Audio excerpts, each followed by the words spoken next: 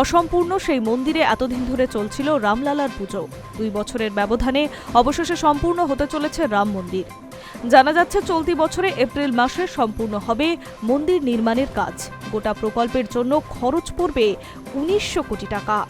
রাম মন্দির নির্মাণের কমিটির চেয়ারম্যান নৃপেন্দ্র মিশ্র জানান, অযোধ্যার রাম মন্দির নির্মাণের প্রকল্পের সমস্ত কাজ আগামী 30 এপ্রিলের মধ্যে সম্পূর্ণ করতে হবে। শনিবার 2 দিনের বৈঠক শেষে সাংবাদিকদের মুখোমুখি হয়ে তিনি জানান, গোটা প্রকল্পের মোট আনুমানিক খরচ 1900 কোটি টাকা। বৈঠক নির্মাণ কাজের অগ্রগতি বাকি থাকলে কাজের সময়সীমা ও চূড়ান্ত দায়িত্ব হস্তান্তরের প্রক্রিয়া নিয়ে বিস্তারিত আলোচনা হয়েছে বলে জানিয়েছেন সংশ্লিষ্ট কর্তৃপক্ষ।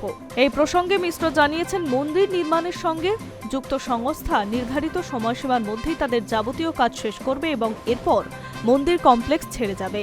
একই সঙ্গে ওই সময়ের মধ্যে সমস্ত কাগজপত্রের নিষ্পত্তি ও বকেয়া বিল পরিশোধের কাজ সম্পূর্ণ করার নির্দেশও দেওয়া হয়েছে। ব্যয়ের হিসেব তুলে ধরে নৃপেন্দ্র মিশ্র বলেন, গোটা রাম মন্দির প্রকল্পে আনুমানিক খরচ ধরা হয়েছে 1900 কোটি টাকা, যার মধ্যে জিএসটি সহ প্রায় 1600 কোটি টাকা ইতিমধ্যে পরিশোধ করা হয়ে গিয়েছে। বাকি থাকা কাজের সময়সীমা ও তা হস্তান্তরের প্রক্রিয়া নিয়ে বিস্তারিত আলোচনা হবে বলে তিনি জানিয়েছেন।